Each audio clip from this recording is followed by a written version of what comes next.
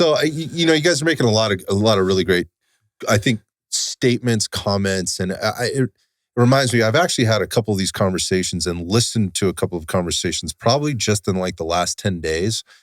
And what I hear you saying is you feel very fortunate and that it's, almost like it's an anomaly that, the support that you guys get and the resources that you're being afforded and the experiences that you're having. It's very positive, and you guys have had nice things to say about your admin, but also recognize we're all humans and there's things and whatever else.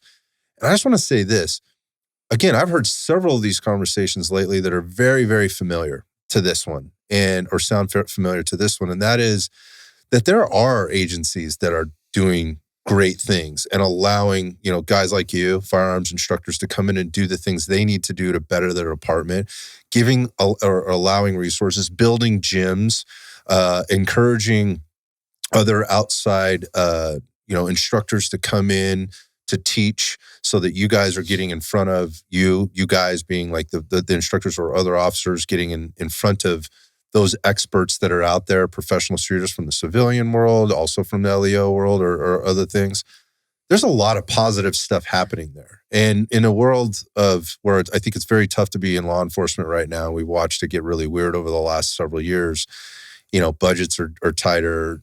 Things are a little wilder out on the streets. I mean, we're in California. It seems to be kind of wild, the wild, wild west out here right now. I guess the point I really want to make is there are good things happening. And when I hear like, oh, it's a terrible time to be in law enforcement, when I hear you guys talk about it, I'm like, I don't think that at all. I think it's been rough, right? Yeah, and there's going to be rough times, and there always has been. Mm-hmm. But there are adjustments being made, and there are positive things happening. And I think you were talking about like the newer, hungrier people coming in. I often hear about how shitty the new person is now. They're not tough enough. They don't understand.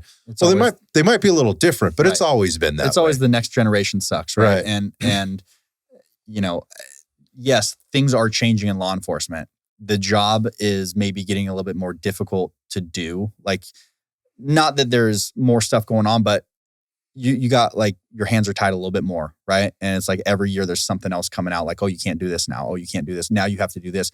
Here's some more paperwork that you have to do, which takes you away from doing your job, right? So yeah, law enforcement, sure. Yeah, I guess, I don't know. I think if you have a passion for it, then and you enjoy going to work and doing it, then I wouldn't say it was hard, right? Like it's not, I think you have to have a passion for it though. And just like anything, right? Just like we're talking about with firearms training, you have to have a passion for it or you're not going to have fun doing it.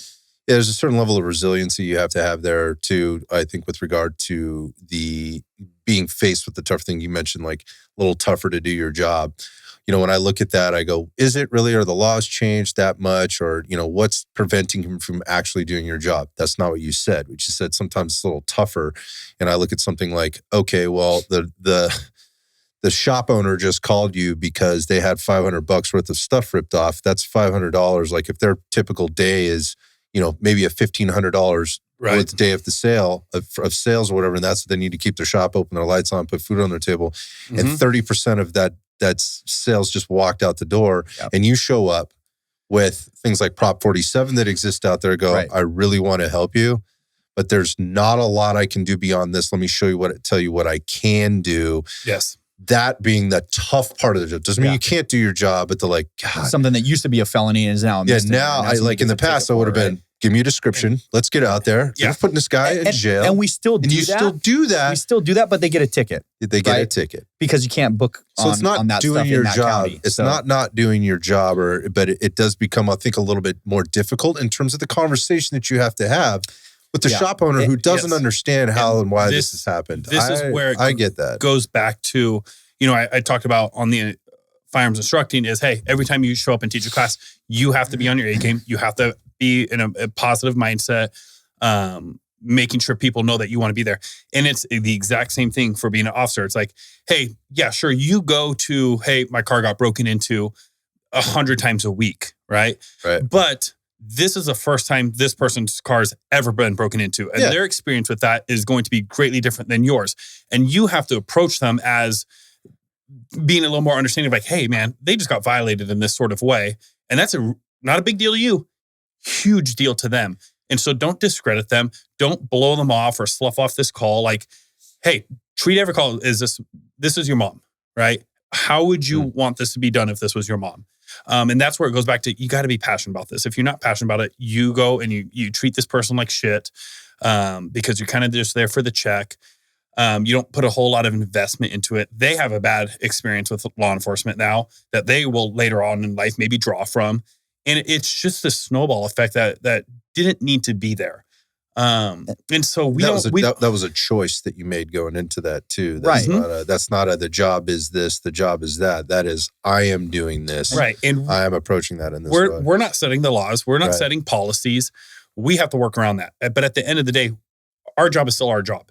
You know, a lot of times people don't want to put a certain case on because, the DA is not going to file this. They're not going to prosecute. They're only going to get a week in custody or whatever. It's like, that's not your job. Your job is to put them in jail. What happens there on after, you cannot worry about that. Yeah, Don't you're not worry the about judge. that. You're not the judge. System. And kind of going back to what you're talking about with like the somebody getting their car broken into, right? Oftentimes when people call the police, it's because that's like the worst thing that's ever happened to them, right? So when we get cops showing up and they're jaded because it's the 7th one that they've gone to that day and they're like, oh, great, another report, right? And I think oftentimes, you know, guys and gals in law enforcement get jaded because they have to go take that report again, but now they don't get to go catch the bad guy and throw him in jail, right? Mm-hmm. There's like, okay, cool, I go catch the bad guy, write him a ticket, and then I got to write another report. So in that sense, the reward system is different. The reward is much less, and so the job is getting tougher in that sense, right? That makes sense. Like, you can't throw as many people in jail. Where before, like when we started, it wasn't outside the norm to take 2 to 3 guys a night to jail, right? Like you'd stop like anybody, and I don't know if I want to say that, but you stop like any grown man riding a bike in our city at BMX bikes 2 in the morning. At 2 in the morning, they're probably not an upstanding citizen, right? So you stop any of those dudes and they got dope in their pocket, they go to jail, right? And that was easy, and it's not like that anymore. So people get frustrated. It's you got to work a little harder to work through the problem, right? Yeah, still law enforcement, still got to do your job. And like Wayne said, like what happens after we put a case on somebody is not up to us. So stop worrying about what the DA is doing or what cases they're going to file. It's like, just do your job and worry about yourself.